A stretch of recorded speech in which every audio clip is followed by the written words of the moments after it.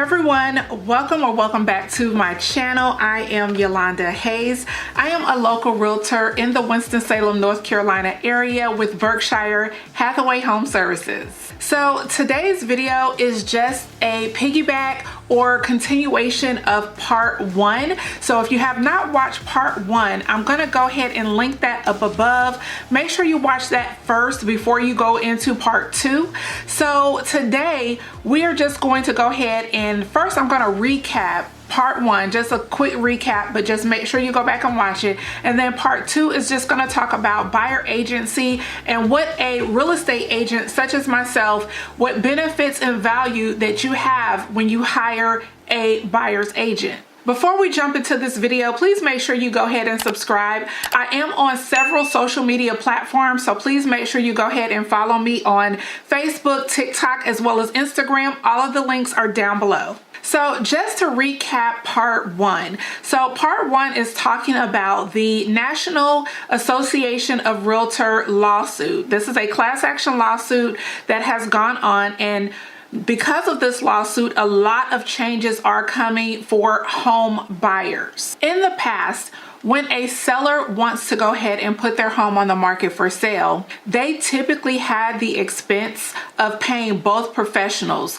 meaning the seller's agent that represents them, that's putting the house on the market, as well as the buyer's agent, the agent that is bringing the actual buyer. Now, some sellers have decided that they no longer want to have that expense to pay the buyer's agent. So now, possibly going forward, what is going to happen is home buyers will now have to take on the expense of paying their own agent. Now, this is going to be a huge change. I have been an agent working in the North Carolina area for over 17 years. And out of all of that time, only one seller had decided that they did not want to pay myself as the buyer agent, although I brought the buyer to them. So just think, I've had hundreds of transactions and one seller decided that they did not want to pay me. They didn't see the value, but they also didn't see the value in a listing agent because they were a for sale by owner. They didn't want to pay anyone. So what I want you to do is please make sure you go back and watch part one so that you really get an understanding and the context of what this change is stemming from. So part two is really going to be for my home buyers. Now, I am an agent that works with both sellers and home buyers. So this video is just to get an update so that you guys know as a home buyer what to expect in the future after July 1st. What we have been seeing over the last few months is some home buyers, just a little sprinkle here and there in the Winston-Salem area, they are no longer wanting to pay a buyer agent. So what they are doing is putting their homes on the market, but they are no longer offering any type of compensation to a buyer's agent for bringing the buyer to them. So that means that the home buyer, if you would like to utilize a home buyer agent or buyer agent services, you are then responsible to pay your own agent. Now, this video is really about what I've been seeing on social media. I have been seeing a lot of new home buyers, whether they bought during the peak of COVID, where it was crazy between 2020 and 2021, where there was lines outside of people actually waiting to see homes. Interest rates were very low. They were anywhere between 4 all the way down to under 3%. Some even got like a 2.9, 2.75. So it was really crazy during that time. And I saw several social media posts, especially on TikTok, of the bad experiences that people were having. So because of someone's bad experience with their individual agent, people really started going on social media, lumping all real estate agents and even loan officers together as if we're just a greedy bunch of people who just aren't working or doing anything for the money. So I do have some notes in front of me. So if you see me looking down, I am reading some notes here. So what I want to say is a lot of the TikTok videos that I was seeing were saying realtors are just in it for the money. They're not doing anything. They just don't care about us. Some other comments that I saw was, my agent did nothing for me. My agent just opened the door. Realtors are worthless.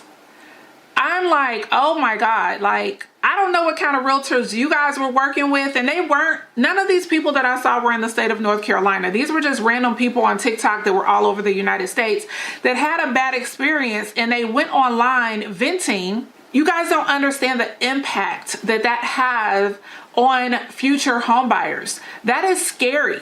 Because you had an individual isolated incident because your agent was not good and you didn't feel your agent was there for you, but you're lumping us all together in one. So I don't really think that that's fair to, you know, go on social media and then lump a whole bunch of professionals together as if we all have no integrity at all. There was one that really went viral. I mean, I think she had maybe about 7 videos just about her situation, and one thing that she mentioned, which really she was hard on, was the fact that her real estate agent nor her loan officer talked to her about taxes or the taxes on your home or your property insurance on your home increasing over the years. I do, to a certain degree, I do understand what she is saying, that you're not aware that it's going to go up, or your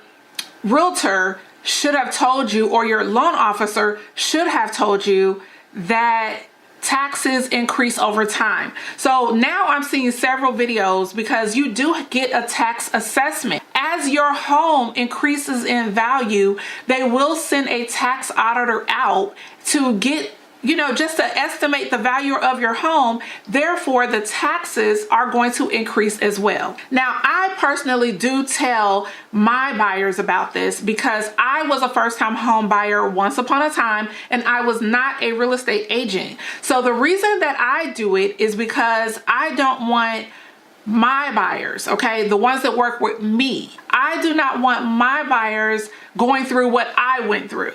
Okay, so the reason that I'm saying this is because I did not know that my taxes were going to go up. So several times I would get a letter in the mail from my mortgage company saying I was short, like my shortage. Now, again, I was not a real estate agent, so I knew nothing. I didn't know what this meant. I didn't quite understand why I had a shortage in my taxes when it's escrowed in. That being said, I did not blame my agent, okay? I didn't blame my agent for not telling me this. What I should have done is did a little more homework and a little more due diligence on my part to find out expenses that comes with being a homeowner. I did not expect my loan officer or my real estate agent to know everything.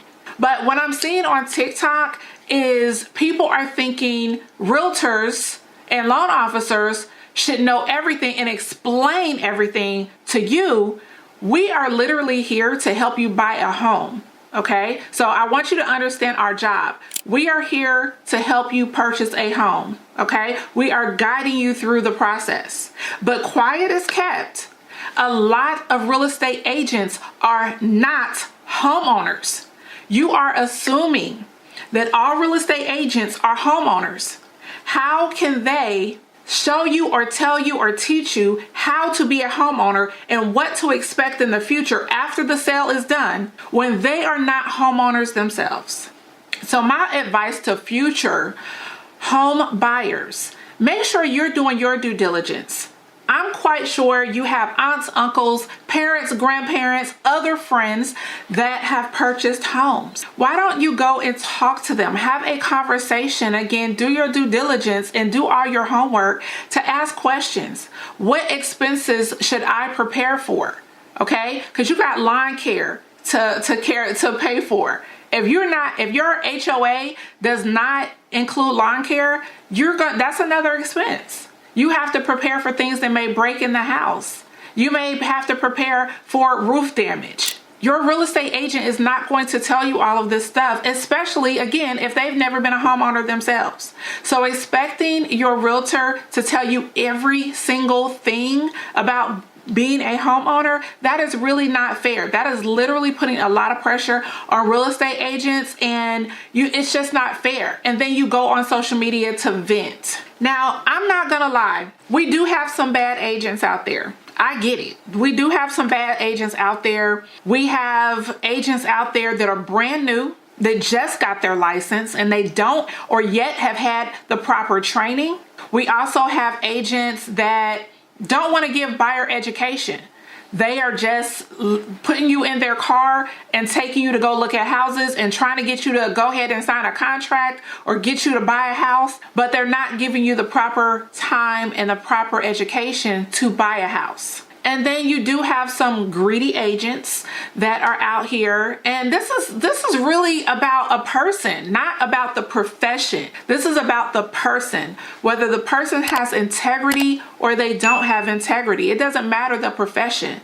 So saying all real estate agents or all realtors are greedy, all realtors, they don't care. It's that individual person's personality and characteristic, okay? And you are the one who picked them.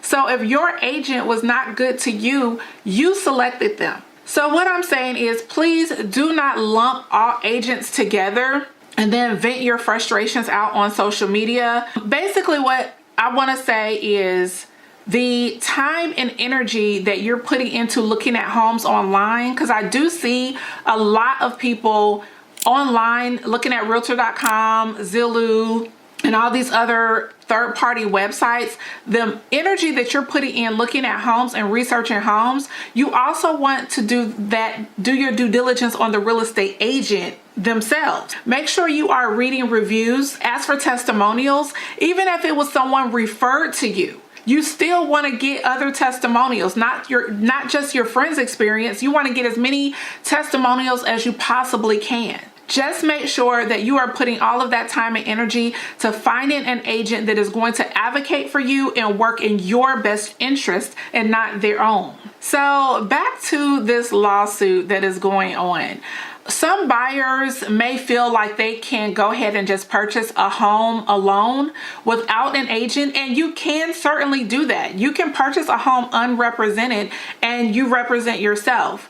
But buying a home alone just to save money so that you don't have to pay an agent, it's just not a good idea.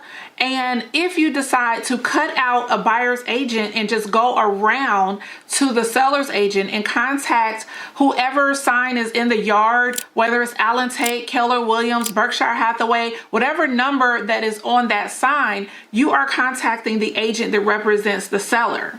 If you go ahead and contact them directly, they are already representing the seller, but they also could represent you and basically dual agency. They can represent both sides. And that is something that you have to think about, because they are already going to possibly get paid from the seller for the buyer agency side. So keep in mind that if you try to go around, you want to ask several questions of that listing agent to make sure they're not double dipping and they're going to get double commission for representing both sides. Because if that is the case, you might as well have your own agent, okay? Have your own agent representing you and the seller's agent represent them. I just really feel like you should have someone in your corner that is there to advocate, protect you, negotiate for you, and just be there by your side through the entire transaction.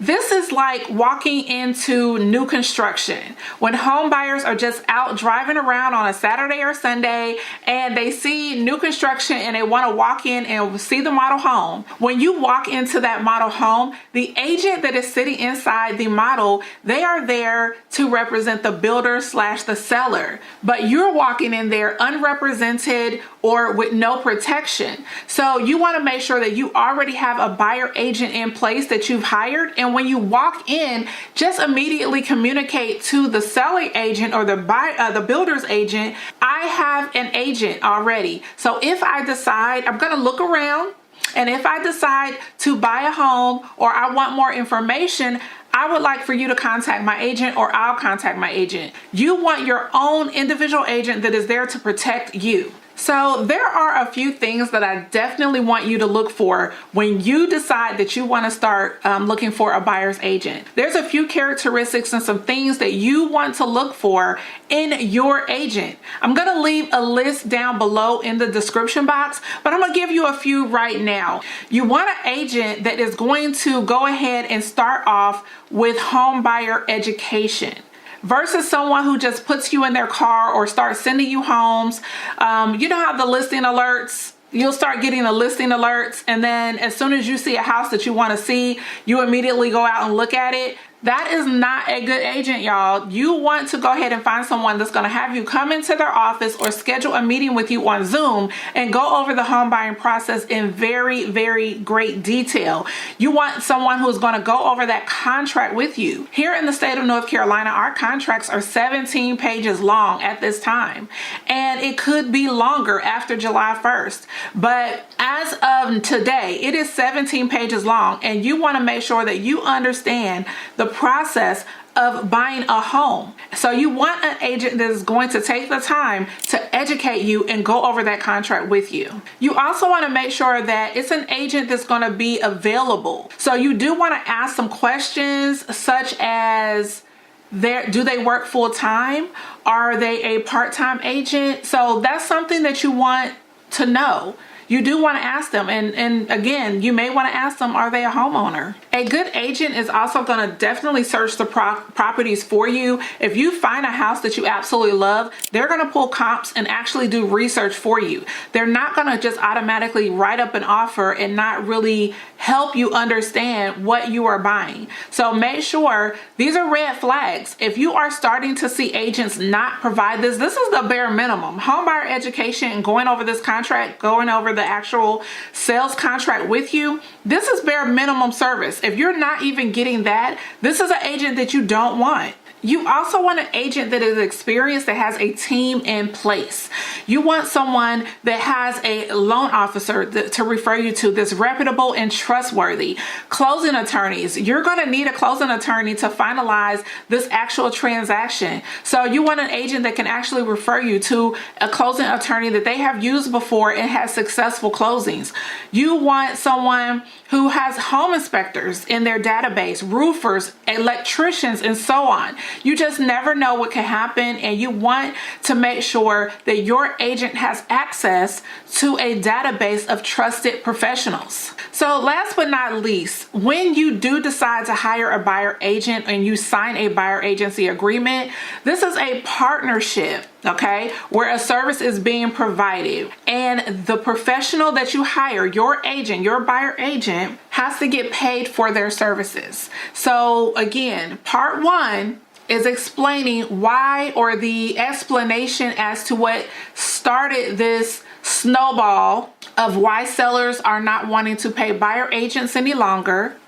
But once that service is provided, you still are responsible for paying that buyer agent if the seller is not willing to pay your agent. Yes, historically, it's been a tradition that the seller offers to pay the commission of the buyer agent for bringing that qualified buyer to the table. However, as of July 1st, some sellers are definitely going to test the water and not offer the buyer agent any money at all and give them a big fat zero. Right now, we are seeing a few here and there that is coming around Winston-Salem, and guess what? Those homes are sitting on the market. The homes are not selling because if the buyer can't afford to pay a buyer agent and a seller is not willing to pay a buyer agent, guess what? No one is going to work for free, so those homes are going to sit on the market, okay? So just keep in mind, as of July 1st, there may be some changes that you're going to see. And if you have any questions, make sure you go ahead and leave them down below on this video. Again, my name is Yolanda Hayes. I'm going to go ahead and leave as much information down below as possible to help you guys understand what is going on and what changes are possibly going to be coming soon. Make sure you go ahead, like, comment, and subscribe. We can have a dialogue down below. I know that there's going to be some sellers in the comments, and that's perfectly fine. just be, just be respectful down in the comments. Thank you so much for watching. Again, like, comment, and subscribe, and follow me on all of my social media. See you in the next video. Bye-bye.